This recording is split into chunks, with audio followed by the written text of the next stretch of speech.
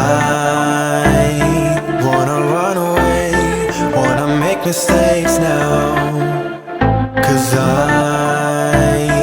I don't wanna stay, wanna live my own life, wanna feel passion for something or someone. It's Newcastle United against Liverpool today. Of course, Liverpool the only side that beat Newcastle, so it's a really important 3 points that are up for grab. Now, this particular video is going to be a special edition to Bobby Robson tribute video because, of course, if he was still alive, he'd be 90 years old today. The legend, great man that he is.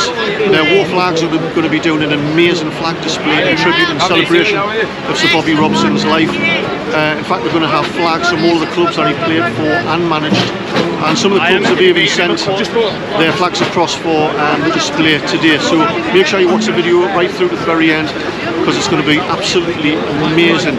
So not only in this video am I going to capture the atmosphere and the build-up, but I'm going to speak to Liverpool and Newcastle fans to pay tribute to Sir Bobby Robson, all with a backdrop of the soundtrack of Local Hero being performed by this 13-year-old young lad behind me, Joe Barley.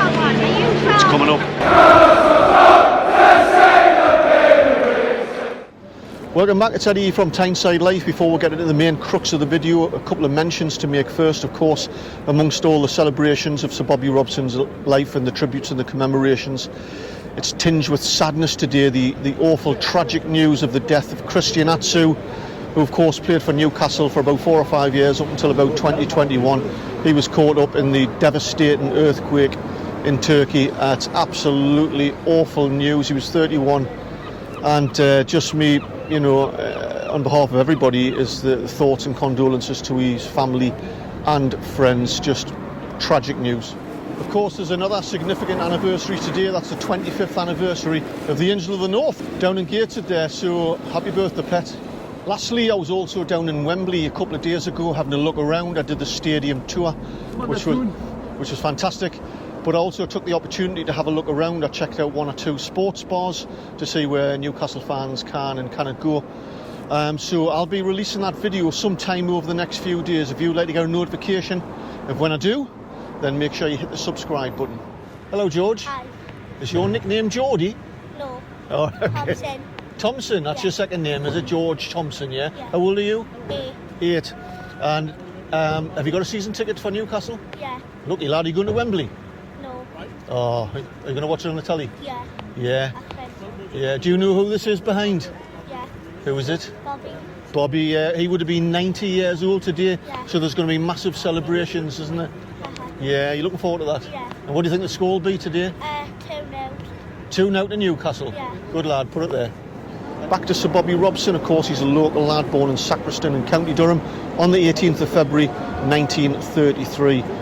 Now, Sir Bobby Robson wasn't just a great footballer and manager, he was just a thoroughly decent human being, and he just changed people's lives. He was revered, renowned and respected all over the global football community. Just an absolute legend. Of course, in 1955 he married Elsie, who was with him until his death in 2009, and he loved her dearly. You know, just a great family man. Of course, he played for many clubs before going on to play for England. I think he got about 20 caps. But he also, of course, managed a club level, Fulham in Ipswich, and Sporting Club de Portugal and Porto, PSV Eindhoven, Barcelona. England, of course, before he finished his career with those 5 magical years at Newcastle United from 1999. During those 5 years, we had some magical European nights in the Champions League. The first 2 seasons were finished 11th as he rebuilt the squad that he inherited from Ruud Gullit. And then we finished 4th and 3rd, and then we finished 5th in his 5th season, which was a little bit disappointing at the time. Unfortunately, he had a bad start into his 6th season, and the powers that be took the decision to sack Sir Bobby Robson, not Newcastle United's finest hour. A few words about Sir Bobby Robson. Oh, he was a fabulous guy, wasn't he? Absolute gentleman. Everybody says the same though, but it's true. So Sharon, I was just about to walk away there, then you told me that your dad, who's 90, used to play football with Sir Bobby Robson back in the day. Yeah, but this is like the younger days before Bobby became a proper footballer. But my dad, when he played for Langley Park, and my dad said that you could tell then that he was a cut above everybody else. What was your dad called? Harry Lynch. The only problem is he's a Sunderland supporter. Yeah. Yeah, That's the but- disappointment. I'll have to edit this out now. But Yeah. that's by the by. Ladies, hello, welcome to Newcastle. Hi, What's your names? my name's Linda. Rachel. And whereabouts are you from exactly? Originally or now? Kirby. Originally. We both live on the Wirral now. Okay. So today is a very special match because it's the 90th anniversary of when Sir Bobby Robson was born. Oh, I've got a story. So he would have been 90 today. I've got a story about Sir Bobby Robson. In 1977, when I went to Rome to watch Liverpool in the final, he was stood next to me. He was manager of Ipswich and he sang "You'll Never Walk Alone" as passionately as he did. Oh, wow. You did not expect us. I didn't expect that at all. How's that for you, YouTube? Is that Because okay? everybody who's ever met him said he was a lovely man. Fabulous man. A really lovely man. Hello, ladies. Hello, Eddie. Great to see you back on your podcast. We miss you. Tyneside Live. Exactly. Get subscribed. I'll give you that tenner later, right? I'm going to win the night. So- I'm going to win. Just introduce yourself to me, millions of viewers. Paula from Heaven Tyne and Weir. And I'm Christine from Heaven Town and we are. And we're both going to Wembley next week. Yay! Ooh, hello, welcome to Tyneside Live. You're from China? Yes, I'm from China, studying in the UK. Yeah. What are you studying? Sport and exercise sciences. Oh, wow. So what would you like to do when you finish? Maybe go back to China.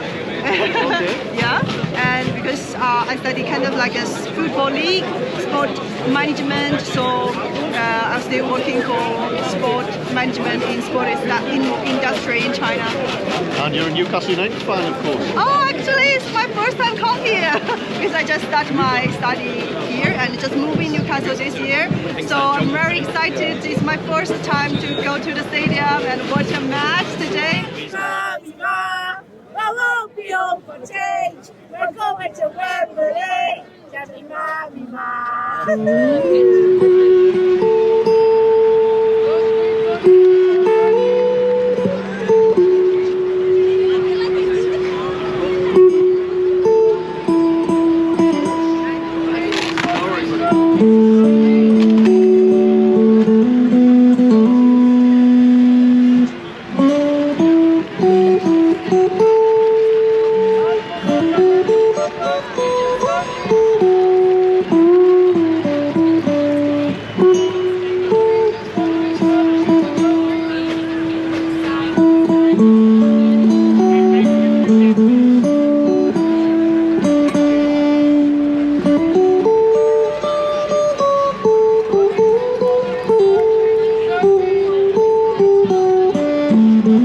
Time 2-0 down. I can't think of a worse start.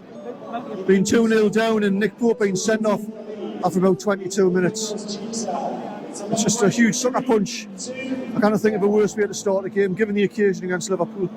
Given the fact that Pope's had a straight red and missed the final. Dubravka is cup tied. So it's Gillespie or Karius